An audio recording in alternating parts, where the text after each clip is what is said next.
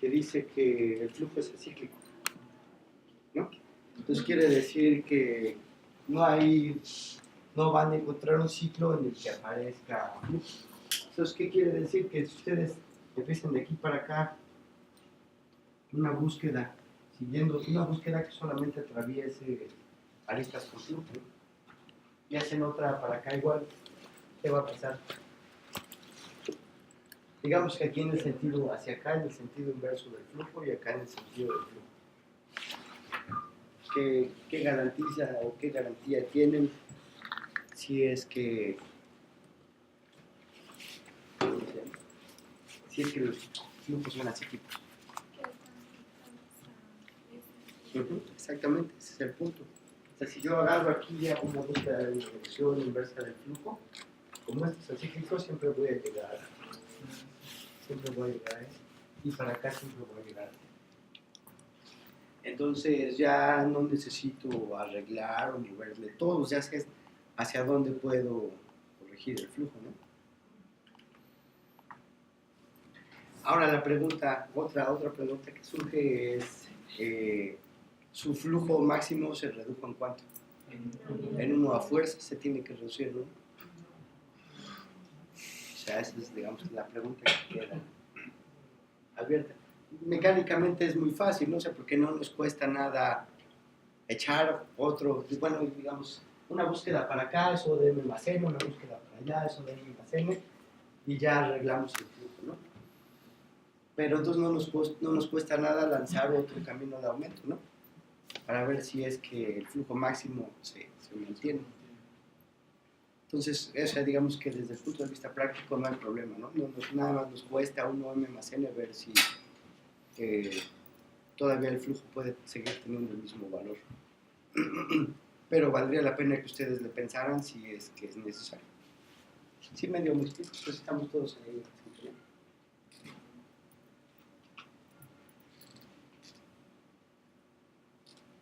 Bueno, va en la 15. Más dudas sobre la vez pasada.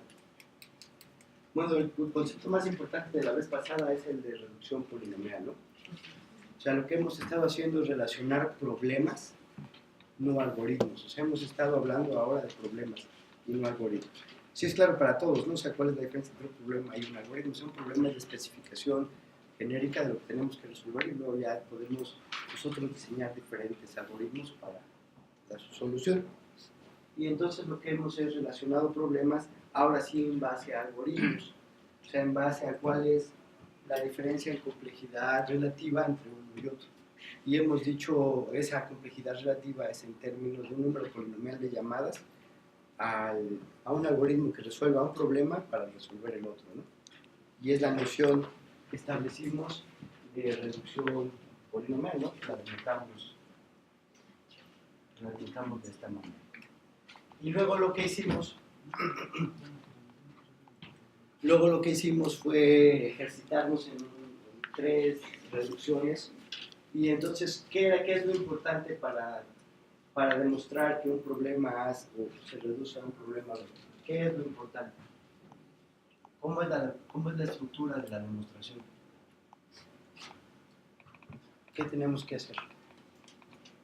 O sea, en esencia tenemos que demostrar precisamente que podemos resolver un problema arbitrario o una instancia arbitraria de este problema utilizando un algoritmo que resuelve el problema B, ¿no?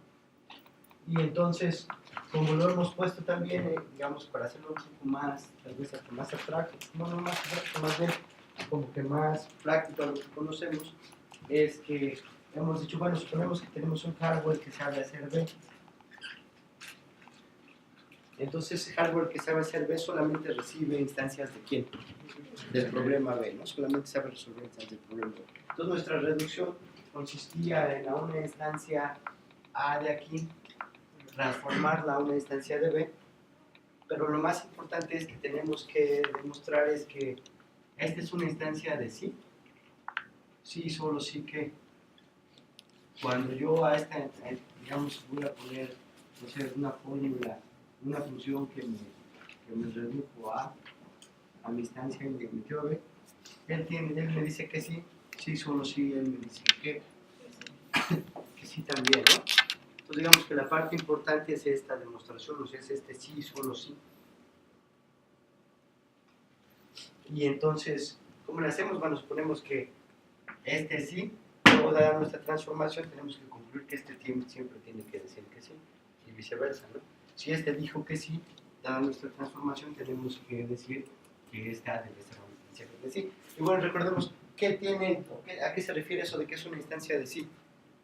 ¿De qué tipo de problemas hemos estado hablando? Problemas de decisiones. Entonces, en los problemas de decisión, nosotros solamente tenemos que responder sí o no a una pregunta de decisión relacionada con el problema. De todos los problemas que hemos visto, o sea, Independence Set, Vertex Cover, etc., o sea, el algoritmo consiste en decir si esta instancia tiene un Vertex Cover de tamaño y así. ¿Ok? Bueno, ya dice que está configurando las secuencias. Y ya nos sacó un paisaje de cerro.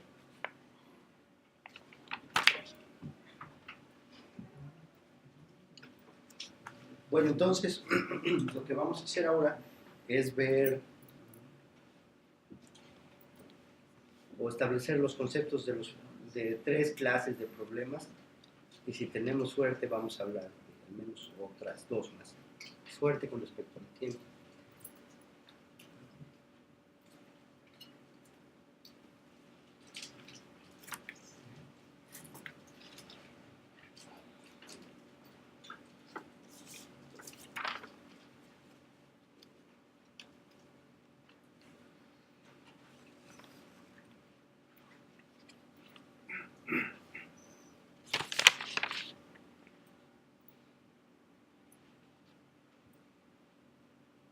Pues lo último que vimos fue este concepto de autorreducibilidad, que era ¿qué?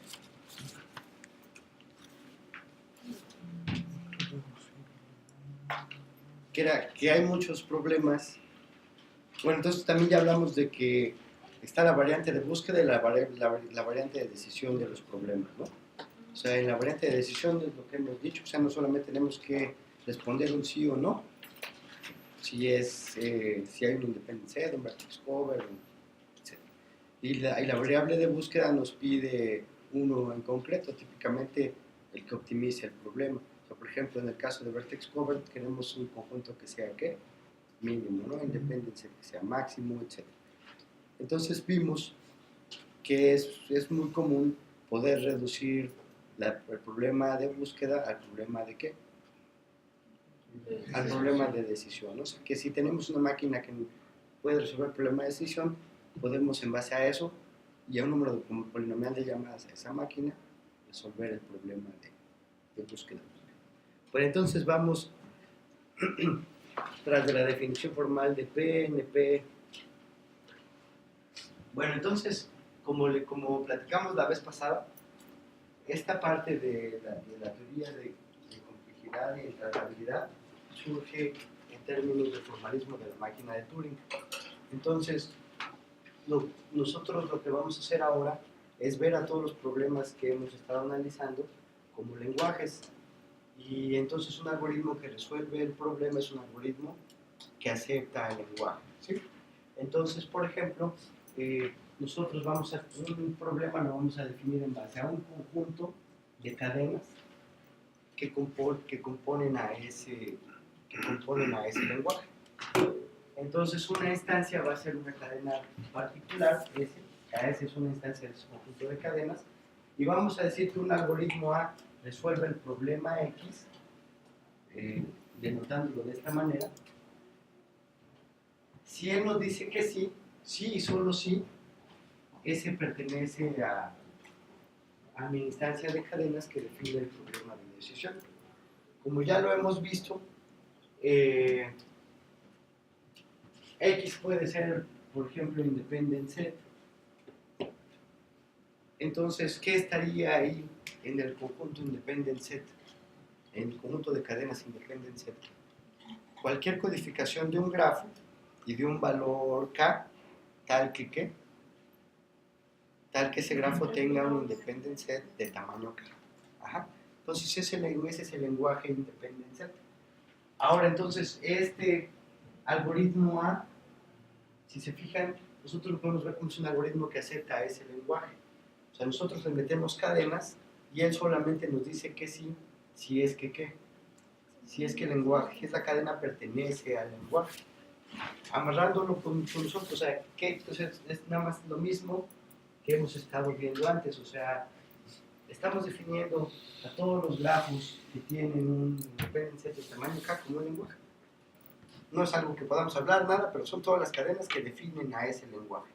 Entonces, un algoritmo que decide si un grafo tiene un dependencia de tamaño K, también es un algoritmo que me puede aceptar ese lenguaje, ¿no? O sea, ¿y cuál es el concepto de aceptar un lenguaje? Es simplemente yo le doy cadenas y él me dice si es de ese lenguaje o no, si es de ese lenguaje o no, si es de ese lenguaje o no. Entonces, ese algoritmo nosotros lo podemos definir, lo podemos usar para eso. ¿Sí están de acuerdo? Bueno, y entonces, ya que hablamos de esto, ¿se acuerdan de los problemas que eran pseudopolinomiales? Que se veía así medio chorera la cosa, de que ¿por qué eso? De que sí se ve bien polinomial, pero ¿por qué pseudopolinomial? O sea, ¿recuerdan? O sea, ahí lo que nosotros teníamos era, por ejemplo, ahorita me acuerdo el de la mochila, ¿no? Era pseudopolinomial. ¿Sí? Entonces, nosotros podíamos codificar los valores de los elementos que podemos tomar en la mochila, pero por ejemplo aquí, además nosotros codificábamos ese valor de la mochila, nuestra capacidad. ¿Cómo la denotamos? Creo que era W, no, B, no me acuerdo. Bueno, entonces pongamos la W. Entonces, si lo hacemos crecer un bit más, como la complejidad dependía de W, ¿cuánto crecía el tiempo de solución? Al doble. Otro bit más, al doble. Otro bit más, al doble. O sea, es el tiempo que nos tardaríamos en aceptar esta cadena como parte del problema que, en este caso, knapsack o de la mochila. ¿Sí están de acuerdo? Entonces es por eso que como el tiempo de ejecución crece exponencial con respecto a cómo puede crecer la entrada, es que ese es el algoritmo que nosotros diseñamos es pseudopolinomial, de hecho estrictamente es exponencial. ¿Sí? ¿Como si aclara un poco la cosa? Bueno, entonces, aquí hay otro ejemplo. Este es el lenguaje primos. Va a estar compuesto por todas aquellas cadenas que me codifican un número ¿qué? Un número primo. Entonces, un algoritmo que acepta este lenguaje va a ser un algoritmo que si yo le meto un número, solamente me va a decir que sí, si es un qué, si es un primo. ¿Sí están de acuerdo? Bueno, entonces, retomando el concepto de tiempo polinomial, vamos a decir que el algoritmo A corre en tiempo polinomial si para cualquier cadena que nosotros le metemos el algoritmo va a terminar en un número polinomial de pasos. ¿Con respecto a qué? A la longitud de la cadena, ¿no? O respecto al entrada. Donde P debe ser algún polinomial. Entonces, por ejemplo, muy recientemente pudimos clasificar a primos dentro de P, porque se dio un algoritmo que puede identificar si un número es primo, que su complejidad es alta, pero es polinomial. Y es muy recientemente, ¿no? Bueno, entonces, nuestra definición de P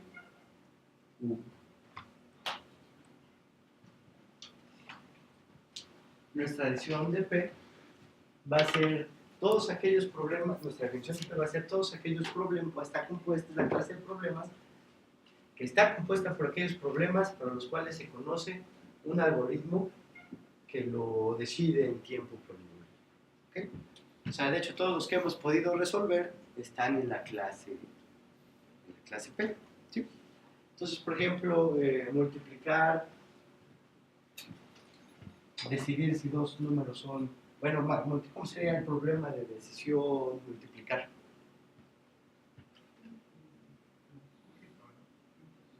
¿Cómo sería el problema de decisión multiplicar? Aquí es múltiplo, pero ¿cómo sería el problema de decisión multiplicar?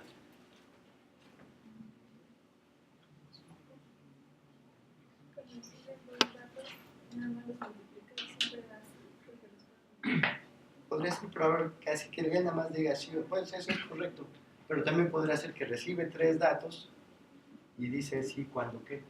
Los primeros dos, los primeros dos y el tercero. Exactamente. Sí, sí, ¿están de acuerdo? Bueno, entonces, por ejemplo, aquí otro problema de decisión es si 2 números son primos relativos. ¿Cuándo 2 números son primos relativos?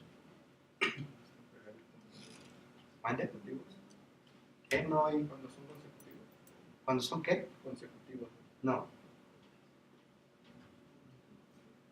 No tienen divisores incluidos. Exactamente, cuando el máximo común divisor es 1. O sea, no hay alguien que los pueda dividir. Y bueno, otros más, ¿no? Que sí sabemos cómo resolver el tiempo polinomial. Bueno, entonces va la definición de NP. La definición de BNP,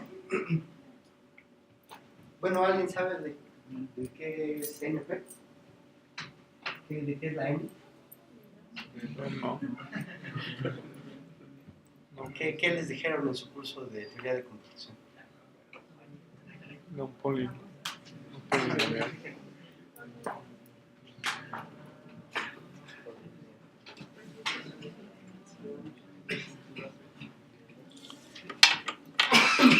¿Qué les dijeron? No me queda cargada.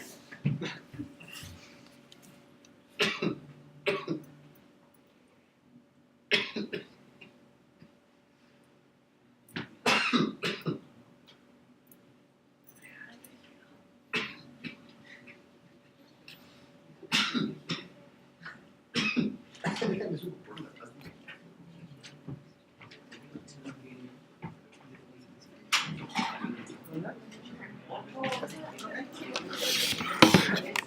La onda de